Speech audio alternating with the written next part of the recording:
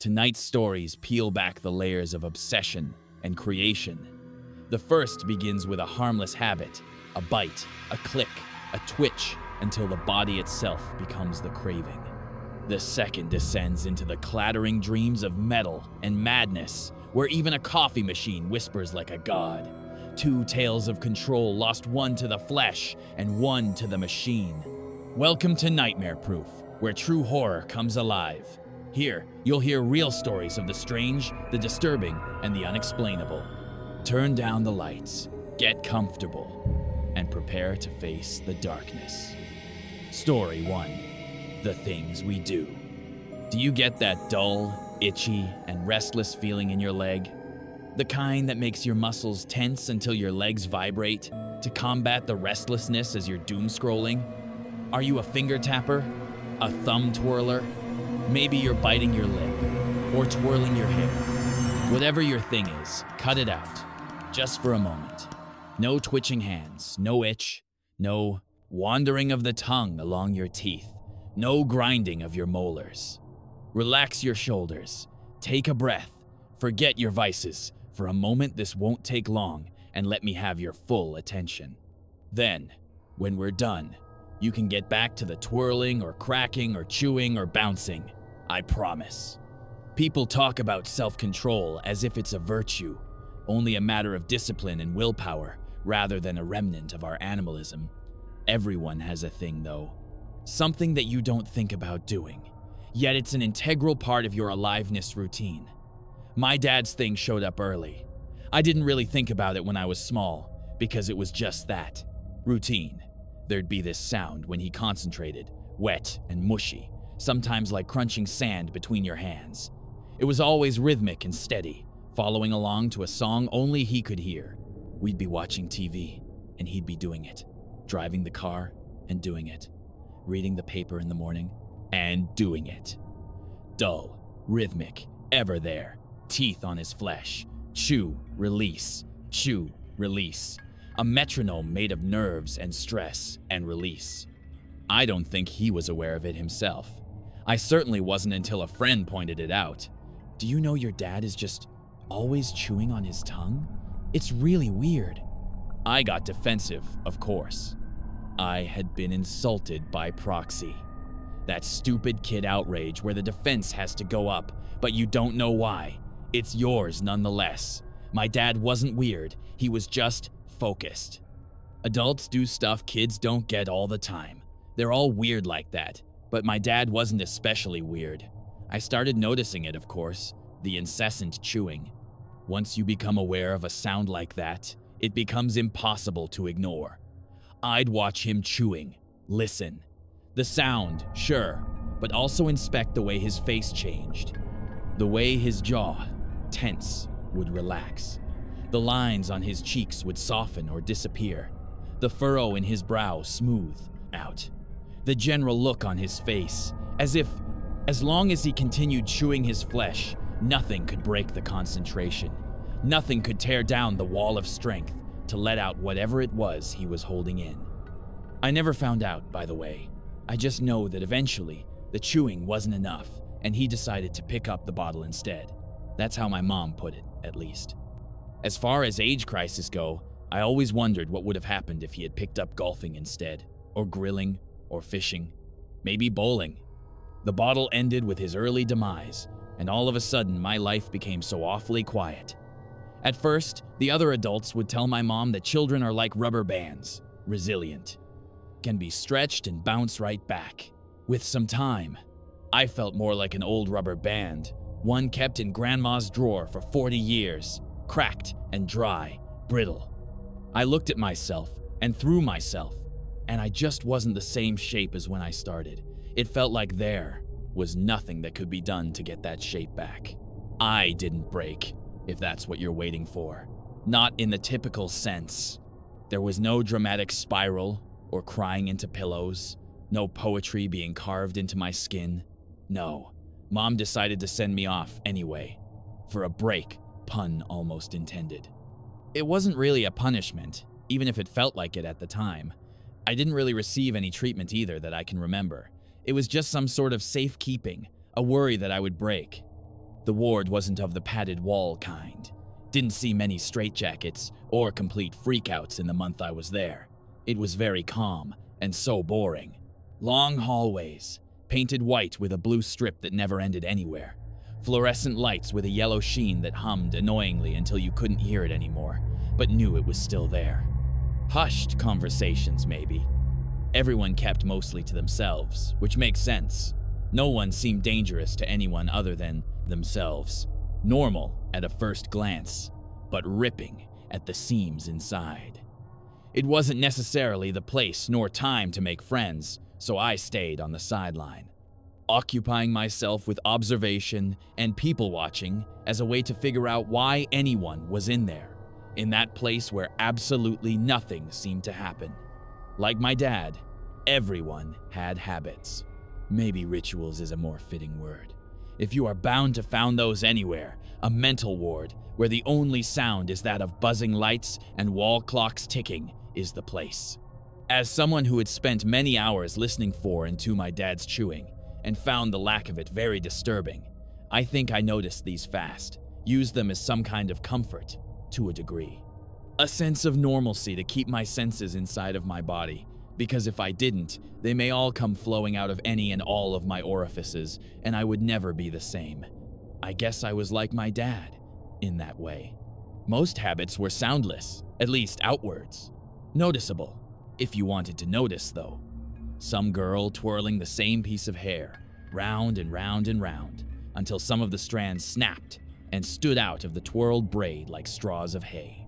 A boy always running his nails along the skin of his arm, a soft caress for comfort. Lots of leg bouncers and thumb twirlers too, by the way. Finger tappers. So many finger tappers. My roommate didn't eat, at least not in a way you'd recognize as eating. Guess that's why she was in there, with me. Breakfast, lunch, dinner, snacks. Always left, almost completely untouched. Enough to make the carers happy, to keep them off her back, but no more than absolutely necessary.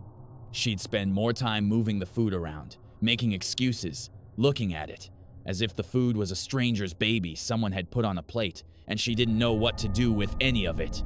Thin girl. Not fragile, not breakable looking like the others like her. More like pure willpower stretched tightly and pulled taut, over bones and soul. She was always sad at mealtimes. Didn't talk much, if at all. Like I said, place was awfully quiet. Every night, though, some odd 30 minutes after lights out, her hand would slide down into the gap between the wall and her bed.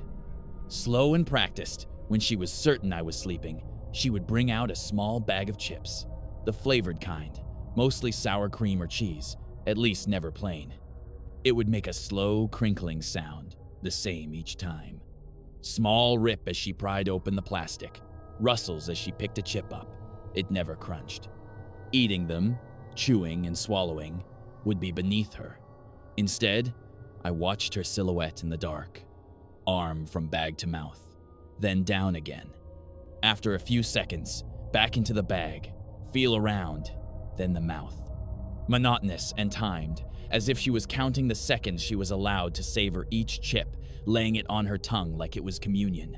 Then she'd lick it, meticulous, slow, controlled, strip it, bare. Every grain of seasoning and salt until the chip was pale and damp and soft around the edges, like a newly peeled scab. Then she'd slide it back into the same bag.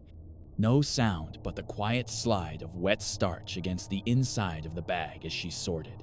Let her fingers look for a fresh one. That made a different sound, more crinkling. Her breathing was steady, peaceful, monk-like, if monks too had worshipped artificial flavoring flakes. By morning, the open bags would peek out from underneath her bed. A graveyard of soggy triangles and circles, disintegrating slowly into a paste of starch and saliva, filling our room with a rather unpleasant odor of onion powder and wet. We never talked about it. She didn't offer. I never asked. That first lick, of that first night and each subsequent one, the correct break of silence and nothing more, nothing less. It became a comfort and eventually a routine, listening to the crinkles and licks, and wet and dry and crackling. I swear I could taste the onion powder some nights. The sound was some kind of proof that there was life here, in this white and stark place, filled with silence and sadness. I swear, I could hear her tongue touch the rough surface of a new chip, the sound the same as how a cat's tongue feels against your skin. You'd think it would disgust me. I know I thought so too, before. Instead, it settled into me, like background music. Something steady and predictable to keep my thoughts inside my head. Those soggy bags of chips underneath her bed was proof that the world hadn't gone entirely silent and sterile, that it was still human, that it still was, in that place where nothing happened. A little swamp of need and control, rotting quietly beside me. Human still. I didn't want to touch it. God, no. But some mornings, before she'd wake, I'd look at the lip of a plastic bag peeking out, swollen and damp, and I'd imagine sticking my hand in it just to feel the wrongfulness of its texture, the softness, how if I pressed it just so it would collapse to pulp in my hand. Something inside me hungered for sensation, for something to change so that it may stay the same, in a place that was always so quiet, quiet, quiet. And me, still listening, observing, making mental tallies inside my skull. Everyone was gnawing on something, either inside or out, and I could feel a shapeless itch begin to settle in my bones. I remember the night it finally got its shape and color. She wasn't there then. The room was unbelievably quiet, and the itch kept getting worse.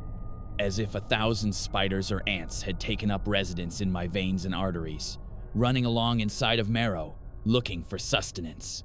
It wasn't dramatic, nothing big, just a small sound in the dark. Crack, a soft crunch, something familiar between my teeth, bendable until they break its surface, then crack. The tiny snap threw me off.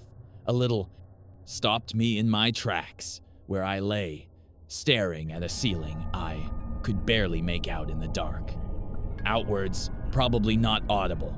To me, like gunshot in a church. For just a moment, I was a little startled. Thought maybe it was a light fixture, or the bed frame settling, the universe finally deciding to split wide open and swallow me whole, like it should have weeks ago. It wasn't any of those things. It was me. My hand hovered near my mouth, like it had been teleported there. A phantom notion of a muscle memory I didn't know I'd had. And between my teeth, gently caught, respectful, the corner of my thumbnail.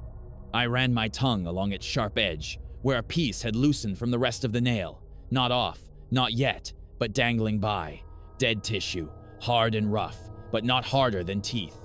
I bit down again. There was some give to it, like a really stale taffy. The itch stopped, satisfied for a moment. Pleased, finally, something to do besides pacing my insides like a caged animal. It didn't bleed, not then. Just a hangnail. Just maintenance. A tiny scrap of me I didn't need anymore.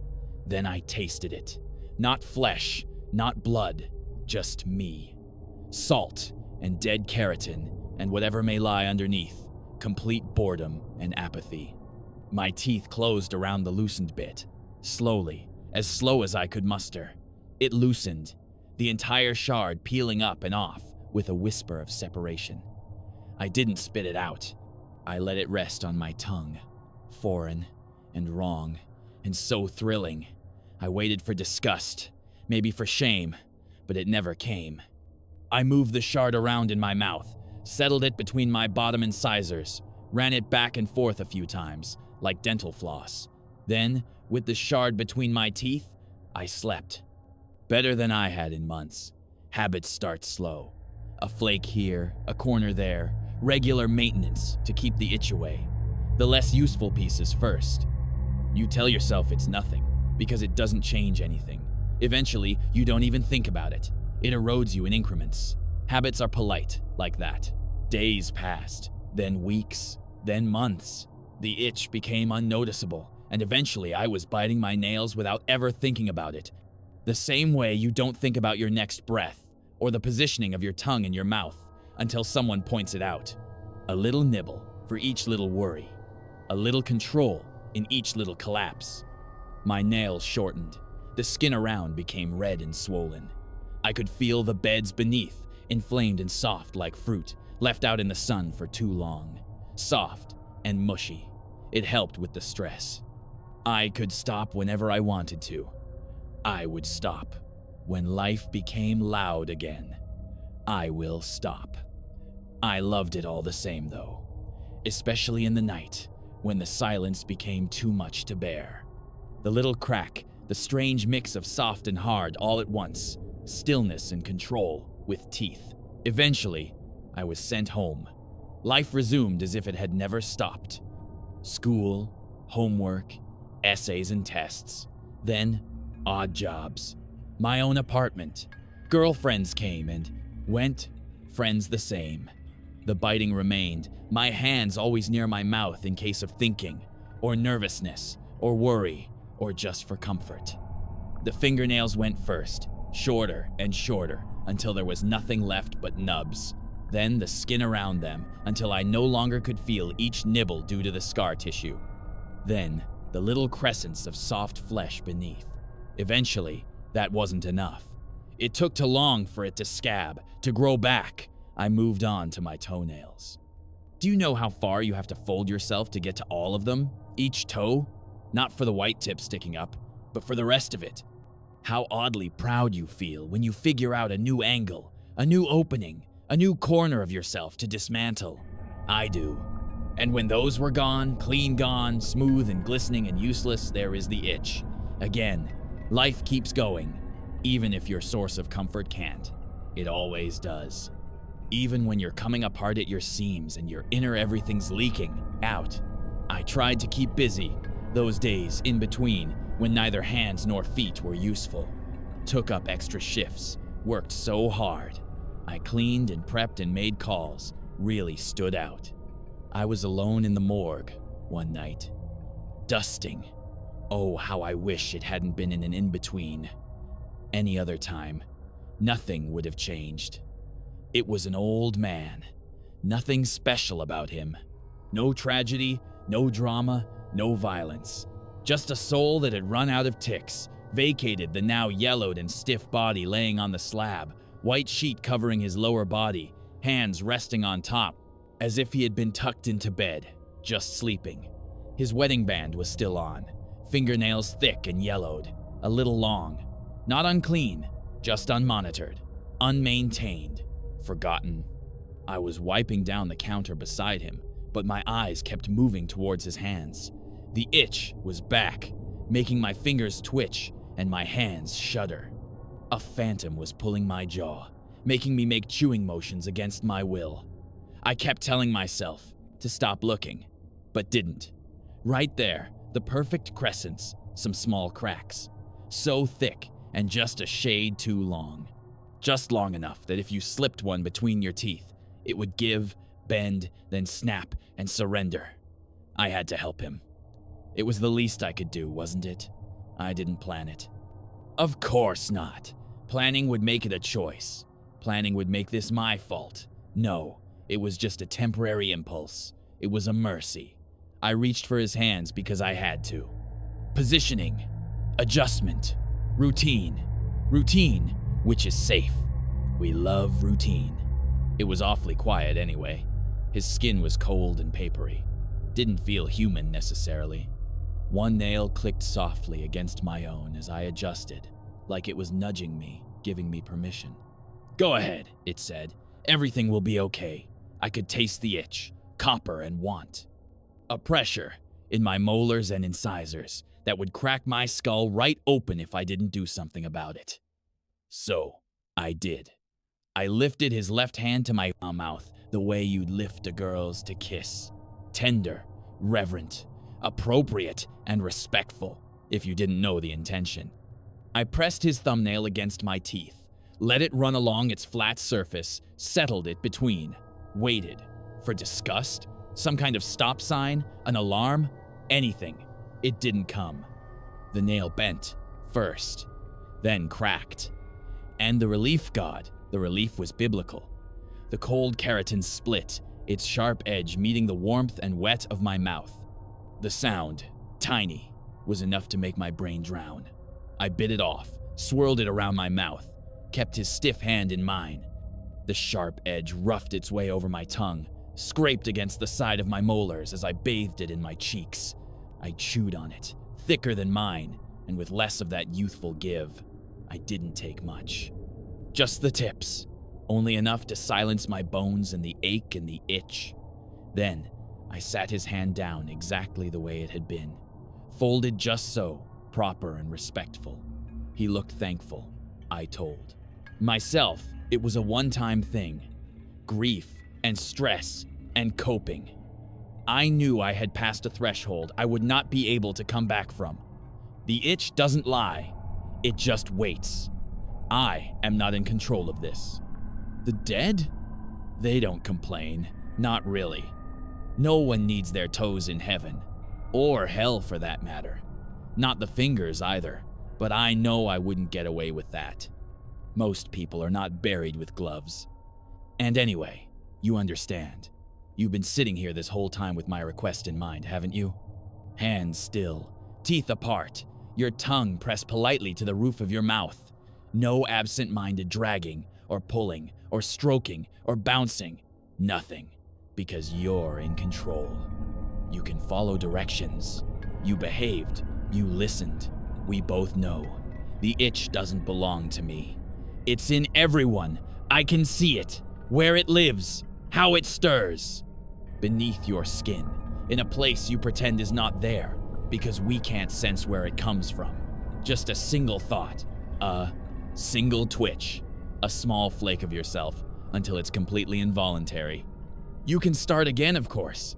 Really, go ahead, scratch your leg, tap those fingers, bite your lip, twirl your hair.